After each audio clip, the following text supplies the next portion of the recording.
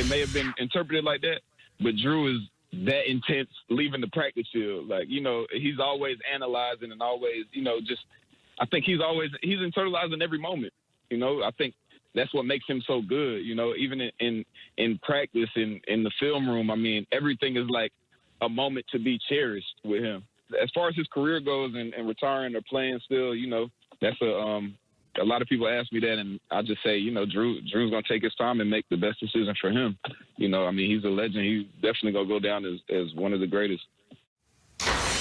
Absolutely one of the greatest. If Brees decides to retire, the Saints are likely to turn to Taysom Hill or Jameis Winston, who will become an unrestricted free agent in March. Guys, are we worried about the Saints quarterback situation, Peter? I'm not. I think Sean Payton had a really cool opportunity to get a sneak peek, like a taste test almost, for both of these quarterbacks. We actually saw Taysom Hill in starting quarterback action when the time called when Drew Brees went down, and then he had a year with Jameis Winston, seeing him in really a behind closed door setting, knowing, can this guy be the leader? Look, Sean Payton is one of the most cerebral, creative, and most, I guess, innovative quarterbacks, coaches, and offensive minds in the league.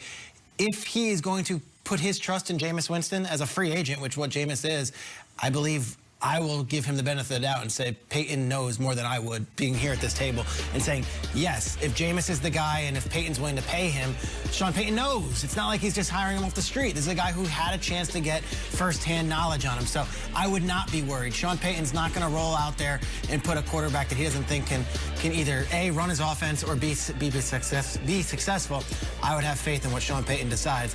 And if Jameis Winston's the guy, well, then I'm going to ride with Sean Payton. Yeah, I got total faith in what Sean Payton can do. One of the most creative play callers, really, of our time. But, Peter, to your point, he's had Drew Brees since 2006.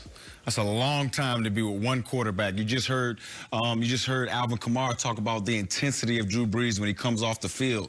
Right, that's Drew Brees. That's what this team is going to be missing. Since 2006, that's what this team is going to be missing. I'm not sure that Taysom Hill can be the quarterback for 16 games and be that productive. I think he's a little bit more of a gadget guy. And then when you look at Jameis Winston, I really think that from a leadership standpoint, is he that same guy as Drew Brees? That's what this team is used to. Very detailed, very, taking care of the football. Jameis Winston threw 30 picks over a year ago. So I think the New Orleans Saints have some research and some work to do at the quarterback position.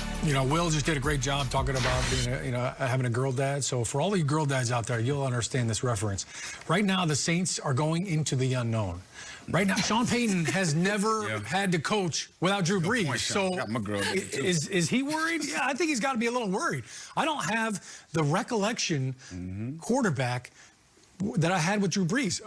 Anytime that Sean Payton and Drew Brees got together and talked about the game plan or said, hey, what are our first 15 going to be? They could say, hey, do you remember that play we ran 5 years ago? Oh, yeah, absolutely. Well, we're going to throw that in there. We're just going to change the formation, change the word. They don't have that recall now to lean back on. And to your point, look, Jameis Winston is a gifted passer. I mean, look, he led the league in passing yards 2 years ago, also interceptions. So you need a quarterback you can trust.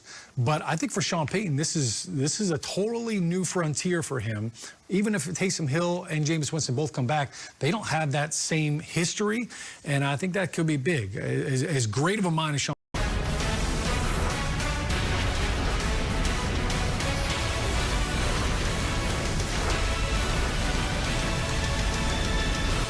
Welcome into NFL Total Access. I'm Omar Ruiz. It is Friday, and for the second day in a row, we've got a bunch of news from Philly as the Eagles say goodbye to not only Carson Wentz, but wideout Deshaun Jackson, who's now been released. But we start with the former #2 overall pick who has made his way to his new home. Wentz arriving in Indianapolis today, just about 24 hours after the team worked out a trade to acquire him from the Eagles.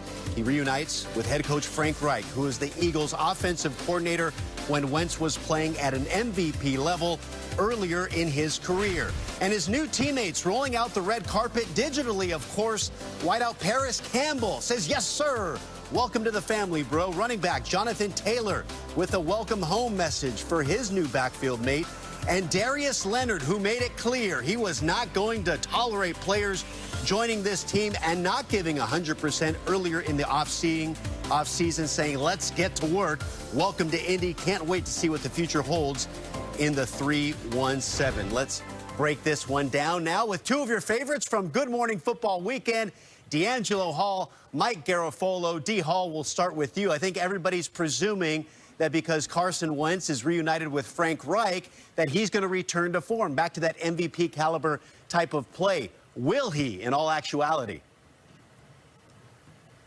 Well, you know what? That's the tough question, because Carson Wentz has all the ability in the world. I played against this kid actually in that 2017 season where he was lighting everything up. But when you watch Carson Wentz as of late, he just doesn't quite look like mentally he still can handle being a quarterback. And then you think about the competition level with Jalen Hurts, in Philadelphia.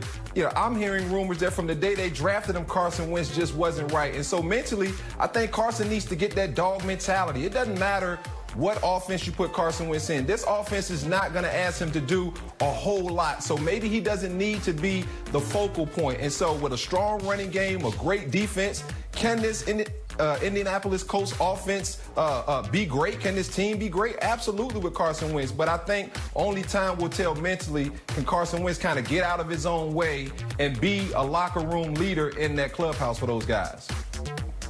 Listen, D. Hall, I think that there are myriad reasons why Carson Wentz has not played great of late. And I think one of them is a lack of confidence and a lack of good vibes. And he's going to get that in Indianapolis. He's going to get that from Frank Reich and also Mike Groh and Press Taylor, guys that he had as coaches in Philadelphia who are in Indianapolis. But he's also going to get it. Roll those tweets again if we want to. I mean, all those good vibes from teammates who have been sitting there saying, boy, we've got a great team.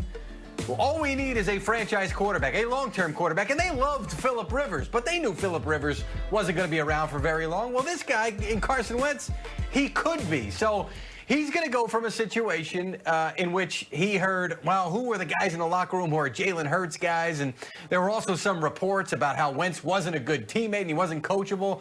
Well, now he's going to get the welcome mat rolled out for him.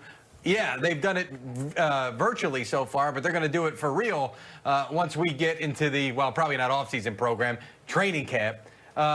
And perhaps all those good vibes will build up his confidence and get him back to playing the way that he did play a couple of years ago with Frank Reich. Not exactly good vibes on Philadelphia radio. The Carson Wentz trade did not exactly net the first-round haul the Lions got for Matthew Stafford. And on Philly radio, in the way that only Philly fans can express, upset about general manager Howie Roseman's handling of Wentz's tenure as an Eagle. 17 was great for all of us, and it was phenomenal, but it's time for us to move on. We have a bright future. After this coming year, we're going to have a lot of cap room. We have to get younger. We are going to get younger. And we should all be excited about the great picks, and it's about getting that garage cleaned out. Why do you think his value's so low? It's because of Howie. He handled this whole situation just like Reed handled McNabb. That's so not fair, Anthony. I agree. Anthony, that's so inaccurate. I agree that it's because of Howie. He's the one who drafted Jalen Hurts last year and created this. Yeah. He's the one who's basically leaking out. It has to be him or the Eagles leaking Anthony, out. Anthony, the Eagles gave Carson opportunity after opportunity in 2020. They finally pulled the plug with 4 games to go because he was so bad. This is all because of Howie Roseman and his mismanagement of this organization.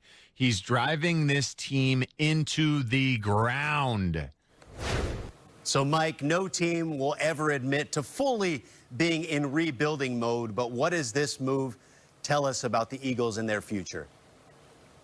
Just what you said, Omar. I mean, it is rebuilding mode. They picked up a likely first-round pick next year. And a 3 for a guy who finished the season on the bench, by the way. Like, the notion that they were going to get 2 first-round picks, even the Eagles knew that that was not going to happen. So a pretty good return for a guy who, for all intents and purposes, was a backup at the end of last year. And so now I'm looking at this team, and Howie Roseman had already said last year that they went for it in 17 and 18, and now they really had to stick with drafting to rebuild, restock the cupboard, and hang on to all of their picks. Well, now I think they're starting to compile picks, and I foresee a Zach Ertz trade for them at some point in the near future. That'll likely be another solid pick for them, and I think at some point you might refer to the Eagles the way that we've kind of talked about the Browns or the Jaguars in recent years when we've said, hey, they've got X number of picks over the next 2 years, because I really feel like that's the way that Howie Roseman is going and will continue to go, and will try to get as many of these picks as he possibly can to restock that cupboard and get this team moving in the next couple of years. Now, there's going to be some pain in the meantime, and Jalen Hurts, I'm sorry, because I don't know that this team is in the correct salary cap shape to really put pieces around you to compete right now, but I do think it is more of a long-term rebuild. And I think you're going to see a lot of picks in the Eagles' back pocket soon. Yeah, it's one thing to have the picks, Mike. You got to hit on them now. So certainly a lot of pressure maintained on Howie Roseman. D'Angelo, conventional wisdom would tell us that they brought in Frank